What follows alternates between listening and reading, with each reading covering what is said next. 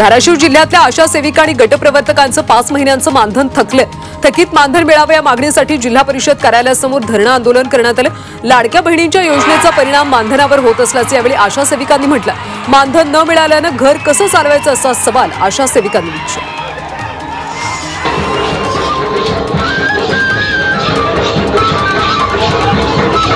सांगलीच्या मिरजमधल्या सलगरमध्ये कर्नाटकी बेंदूर सण मोठ्या उत्साहात साजरा करण्यात आला। या निमित्तानं कर तोडण्याची परंपरा पार पडली। यामध्ये गावच्या वेशीपासून तांबड्या आणि हिरव्या रंगाचे रंगवलेले बैल पळवण्यात आले।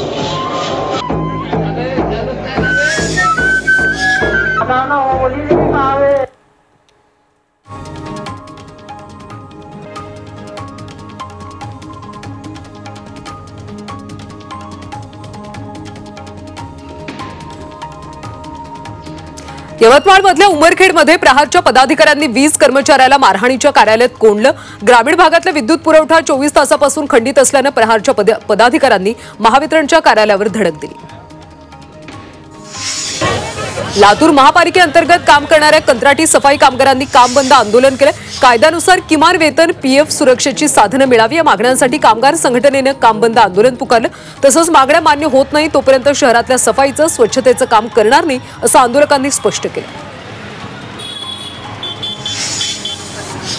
परभणीतल्या खळीगावमध्ये पाणंद रस्त्याच्या कामाच्या चौकशीसाठी गेल्या 5 दिवसांपासून आमरण उपोषण करण्यात आलं। मात्र अद्याप प्रशासनाने उपोषणाची दखल न घेतल्यानं आंदोलकांनी जलसमाधी आंदोलन केलं। तसंच रस्त्याचं काम निकृष्ट आणि बोगस झाल्याचा आरोपही केला।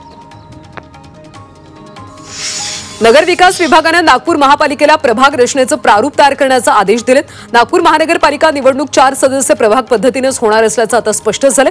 नागपूरमध्ये 38 प्रभाग आहेत। सध्या नगरसेवकांची संख्या 151 आहे। दरम्यान आरक्षण आणि काही सीमा बदलण्याची शक्यता आहे। कोल्हापूरच्या इचलकरंजी मनपाच्या निवडणुकींसाठी नगरविकास विभागानं प्रभाग रचना करण्याचे आदेश दिलेत। या नव्या आदेशानुसार 4 सदस्यीय प्रभाग रचना असणार आहे। आजपासून या प्रक्रियेला सुरुवात होणार आहे।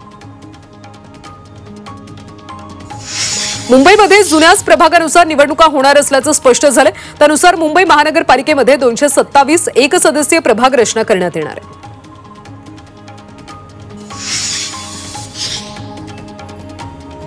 राज्य सरकारनं जाहीर केलेल्या प्रभाग रचनेनुसार पुणे महानगरपालिकेचे निवडणूक 4 सदस्य प्रभाग पद्धतीने होणार आहे। 2017च्या निवडणुकीप्रमाणे आगामी महापालिका निवडणूक होणार असून 2011ची लोकसंख्या गृहीत धरली जाणार आहे। त्यामुळे पुण्यामध्ये 42 प्रभाग होणार आहेत। कल्याणमधल्या दुर्गाडी किल्ल्याच्या दुरुस्तीच्या कामादरम्यान किल्ल्याच्या संरक्षक भिंतीसह तटबंदीचा काही भाग ढासळला। त्यामुळे आमदार विश्वनाथ भोईर यांनी संबंधित ठेकेदारावर कारवाई करण्याची मागणी केली। मात्र प्रशासनानं अद्याप या प्रकरणी कोणतीही कारवाई न केल्यानं नागरिकांनी संताप व्यक्त केला। नागपूरमध्ये देखभाल दुरुस्तीची कामं करण्यासाठी महावितरणनं लोड शेडिंगचा निर्णय घेतला। शहरातल्या अनेक भागामध्ये तब्बल 5 तास लोड शेडिंग असणार आहे। काँग्रेस नगर, सिव्हिल लाईन्स, महाल आणि गांधीबाग परिसरात आज लोड शेडिंग असणार आहे। साताऱ्यातल्या जावळी तालुक्यातल्या मोबाईल खडी क्रशर विरोधात ग्रामस्थ आक्रमक झालेत। आलेवाडी ग्रामपंचायत हद्दीमध्ये मालदेव मंदिराजवळ अनधिकृतपणे खडी क्रशर सुरू आहे। त्यामुळे परिसरात धूळ आणि ध्वनी प्रदूषण वाढतंय। या विरोधात सरपंचांनी तहसीलदारांना निवेदन दिले। रायगडच्या घोणसे घाटामध्ये रस्त्यावर प्रचंड चिखल झाला। या मार्गावरून मोठ्या प्रमाणावर ओव्हरलोड बॉक्साईटची वाहतूक केली जाते। रस्त्यावर चिखलाचा जाड थर तयार होऊन रस्ता निसरडा झाला। वाहनं घसरून अनेक अपघात होतात। पक्ष्यांमुळे पुण्यातल्या हवाई उड्डाणांना अडथळे निर्माण होत आहेत। हवाई उड्डाणांना पक्ष्यांचा धोका कमी व्हावा यासाठी हवाई दलानं 5 सदस्यांचं स्वतंत्र पथक स्थापन केलं। हाय डेसिबल झोन गननं पक्ष्यांना परिसरात येण्यास प्रतिबंधित केलं जातं।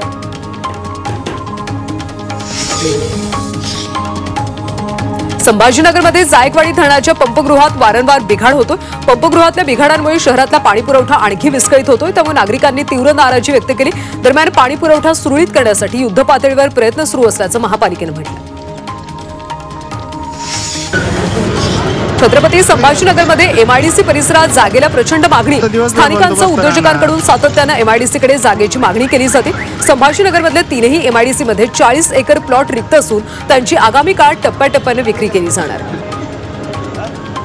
दिवसभर बंदोबस्त राहणार। 14 जून नंतर महाराष्ट्रात पावसाचं पुनरागमन होण्याची शक्यता हवामान विभागाने वर्तवली। गेल्या 2 आठवड्यापासून मान्सूनचा प्रवास रखडला होता। त्यामुळे राज्यात उकाडा जाणवतो। 14 जून नंतर राज्यामध्ये सार्वत्रिक पाऊस अपेक्षित नाही। मात्र काही ठिकाणी दुपारनंतर मेघगर्जनेसह पाऊस पडण्याची शक्यता आहे। भंडाऱ्यामध्ये पावसाचा मोठा फटका बसलाय. वादळी वाऱ्यामुळे घरावरचे पत्रे उडाले, तसंच रस्त्यावर झाडं पडल्यानं वाहतूक विस्कळीत झाली. त्याचबरोबर वीज पुरवठा खंडित झाल्यानं नागरिक हैराण झाले. यवतमाळमध्ये वादळी वारा आणि मुसळधार पावसामुळे मोठ्या प्रमाणात नागरिकांचं नुकसान झालं. अनेक घरांवरचे पत्रे उडाले, तसंच काही घरं कोसळली, तर जवळपास 100 गावांमधला विद्युत पुरवठा खंडित झाला. त्याचबरोबर शेती पिकांचं नुकसान झाल्यानं शेतकरी आर्थिक संकटात सापडले. नांदेडमध्ये वादळी वाऱ्यासह मुसळधार पावसाचा तडाखा बसलाय. पावसामुळे 4091 हेक्टरवरच्या पिकांचं नुकसान झालं, तसंच 13 जनावरांचा मृत्यू झाला असून 26 घरांची पडझड झाली. त्याचबरोबर अनेक झाडं विद्युत खांबांवर पडल्यानं महावितरणचं सुद्धा मोठं नुकसान झालं. यवतमाळच्या पुसद आणि दिग्रस परिसरामध्ये वादळी वाऱ्यामुळे केळी आणि पपईच्या बागा जमीनदोस्त झाल्या. शेतकऱ्यांना वर्षभर जपलेल्या बागा अर्धा तास आलेल्या पावसानं भुईसपाट झाल्या. त्यामुळे शेतकरी हतबल झाला. बनवारला, भोजला, गहुलीहेटी आदी गावांमधल्या केळी बागांचं मोठं नुकसान झालं. सोलापूर जिल्ह्यातल्या बार्शी तालुक्याला वादळी वाऱ्याच्या आणि पावसाचा तडाखा बसलाय. या वादळामुळे केळी उत्पादक शेतकऱ्यांचं मोठं नुकसान झालंय. 4000हून अधिक केळीची बागं वादळात उन्मळून पडली, त्यामुळे शेतकऱ्यांचं लाखोंचं नुकसान झालं. बीडमधल्या एरणगावमध्ये विहिरीत एका महिलेचा मृतदेह आढळला. या घटनेमुळे गावात खळबळ उडाली, तर सासू, नवरा, सासरा यांनी महिलेचा घात केला असल्याचा आरोप नातेवाईकांनी केलाय. तसंच घटनेची चौकशी करून दोषींवर कठोर कारवाईची मागणी केली. राजस्थानच्या बनास नदीमध्ये आंघोळीसाठी उतरलेले 11 तरुण वाहून गेल्याची धक्कादायक घटना घडली. यापैकी 8 जणांचा बुडून मृत्यू झाला असून 3 जणांचा शोध सुरू आहे. पिकनिकसाठी आलेले 11 तरुण बनास नदीमध्ये उतरले. काही वेळातच पाण्याचा वेग वाढल्यानं सर्वजण एका मागोमाग एक पाण्यात खेचले गेले आणि त्यामध्ये वाहून गेले. 3 तरुणांचा अद्याप शोध सुरू.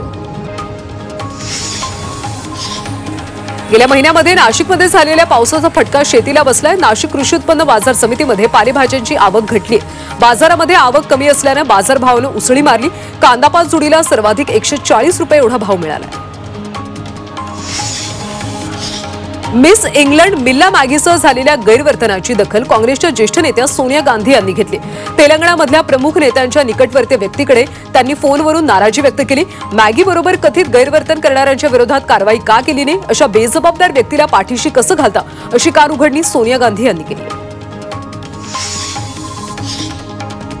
तंत्रज्ञानाच्या युगामध्ये इंटरनेट समाजात फूट पाडते. इंटरनेटमुळे सामाजिक भेदभावाची दरी आणखी रुंदावते, अशा शब्दात सरन्यायाधीश भूषण गवई यांनी इंटरनेटच्या वाढत्या वापराबाबत गंभीर चिंता व्यक्त केली.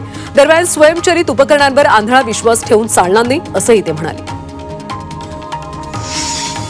पुन्हा दहशतवादी हल्ला केला तर भारत पाकिस्तानात घुसून हल्ला करेल, असा गंभीर इशारा परराष्ट्र मंत्री एस जयशंकर यांनी दिला.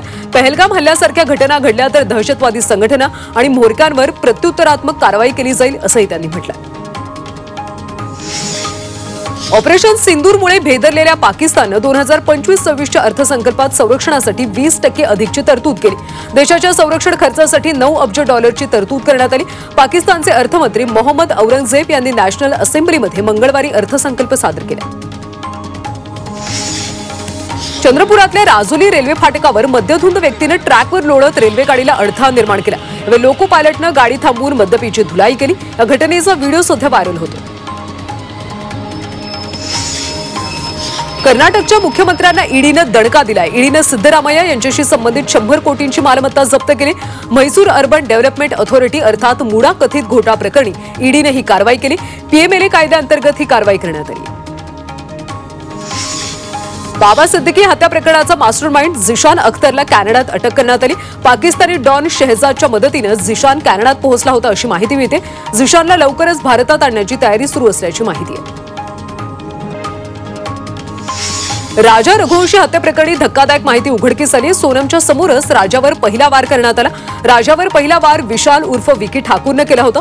सोनम राजाला मारताना आणि मरताना पाहत होती. या प्रकरणी 4ही आरोपींनी गुन्हा कबूल केला. हत्या केल्यावर राजाचा मृतदेह दरीत फेकल्याचं देखील आरोपींनी सांगितलं. यूपीएससीच्या पूर्व परीक्षेसाठी विनामूल्य प्रशिक्षण देण्यात येणार आहे. या प्रशिक्षणासाठी पात्र उमेदवारांची निवड करण्यात येणार आहे. तसंच सीईटी परीक्षेचंही 27 जुलै रोजी आयोजन करण्यात आले. यासाठी उमेदवारांना 26 जूनपर्यंत अर्ज करता येईल. येत्या 16 जून पासून महाराष्ट्र राज्य बोर्डाच्या शाळांचं नवीन शैक्षणिक वर्ष सुरू होणार आहे. विदर्भ विभागातल्या 11 जिल्हे वगळता राज्यातल्या 25 जिल्ह्यांमधल्या शाळा 16 जून पासून सुरू होणार आहेत. विदर्भातल्या शाळा 23 जून पासून सुरू होणार आहेत, तर राज्यातल्या शाळा आता सकाळी 9 ते सायंकाळी 4 पर्यंत सुरू राहतील.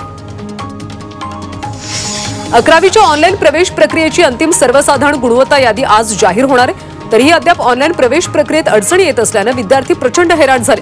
तर आतापर्यंत 7 ते 9 जून दरम्यान मुंबईतल्या 381 विद्यार्थ्यांनी हरकती नोंदवल्या.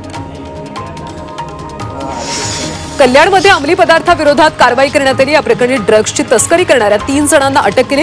तसंच या कारवाईमध्ये 44,000चा मुद्देमाल जप्त केला. बीडमध्ये मोफत वाळू योजना केवळ कागदावरच असल्याचं उघड झाले. या वाळूसाठी जनतेला हजारो रुपये मोजावे लागतात. नदीतून वाळू काढण्यासाठी एक ट्रॅक्टर ट्रिपचे दर 2,000 रुपये, तसंच 60 ट्रॅक्टर लागतात, ज्याला खर्च 14,000 रुपये येतो. तसंच सामान्य नागरिकाला तब्बल 30,000 ते 35,000 रुपये मोजावे लागतात. छत्रपती संभाजीनगर महानगरपालिकेकडून अतिक्रमण हटवण्याची मोहीम सुरू आहे. या मोहिमेमध्ये 500 अतिक्रमण हटवण्यात आले. तसंच या कारवाईमध्ये 67,000 रुपयांचा दंड वसूल करण्यात आला.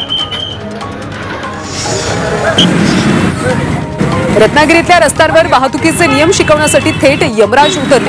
वाहतुकीचे नियम पाळा, हेल्मेट वापरा अशा सूचना यमराजांनी केल्या. रोटरी क्लबच्या वतीनं जेल नाका परिसरामध्ये यमराजाची वेशभूषा करून जनजागृती करण्यात आली. कोल्हापूर ते मुंबई नवी वंदे भारत रेल्वे लवकरच धावणार आहे. क्षेत्रीय रेल्वे प्रवासी सल्लागार समितीच्या बैठकीत तशी मागणी करण्यात आली होती आणि या मागणीला सकारात्मक प्रतिसाद मिळाला असून येत्या 15 दिवसात मुंबईपर्यंत वंदे भारत रेल्वे धावणार आहे. नाशिकमधल्या लासलगाव बाजार समितीमध्ये कांद्याच्या भावात होत असलेल्या घसरणीला आता ब्रेक लागलाय. कांद्याच्या भावामध्ये प्रति क्विंटल 400 रुपयांनी वाढ झाली, त्यामुळे शेतकऱ्यांना काहीसा दिलासा मिळाला. साताऱ्यामध्ये 15वं विद्रोही साहित्य सांस्कृतिक संमेलन होणार आहे. हे संमेलन क्रांतिसिंग नाना पाटील यांच्या जयंतीनिमित्तानं त्यांच्या साताऱ्याच्या प्रति सरकार स्मृतीला समर्पित केलं. या संमेलनामध्ये कवी संमेलनाचं देखील आयोजन करण्यात आलं. गरीब आणि आर्थिकदृष्ट्या दुर्बल रुग्णांसाठी धर्मादाय रुग्णालयांमधल्या राखीव खाटांचा वापर मूळ हेतूला धरून होतो का याची आता पडताळणी होणार आहे. पारदर्शकता आणि जबाबदारी सुनिश्चित करण्यासाठी विधी आणि न्याय विभागानं अधिसूचनेद्वारे उपाययोजना जाहीर केल्यात. रुग्णालयांची तपासणी करण्यासाठी समिती गठीत केली जाणार आहे. भारताची लोकसंख्या 2025 मध्ये 1.46 अब्जावर पोहोचण्याचा अंदाज आहे. UNFPA जनसांख्यिकी अहवालामध्ये हा अंदाज वर्तवण्यात आला. या अंदाजानुसार देशातले एकूण प्रजनन दर मात्र स्थिर दरापेक्षा कमी झाला.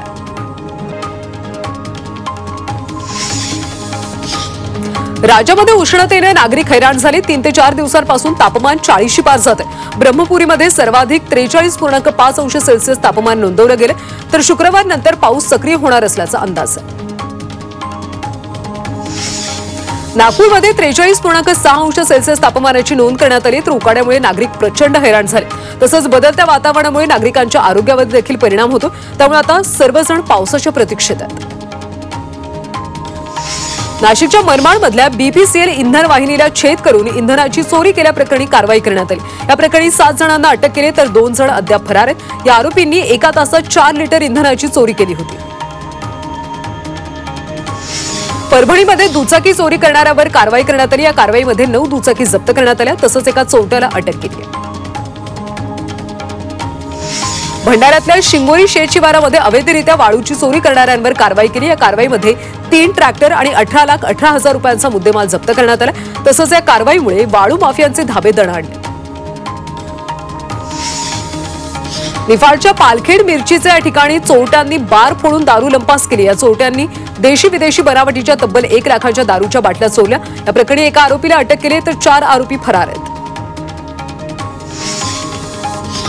नांदगावमधल्या न्यायडोंगरी परिसरामध्ये चोरट्यांनी 4 लाख रुपये लंपास केलेत. क्लिनिक समोर पार केलेल्या बाईकच्या डिक्कीमधून चोरट्यांनी हे 4 लाख रुपये पळवले. सध्या पोलीस चोरट्यांचा शोध घेतात.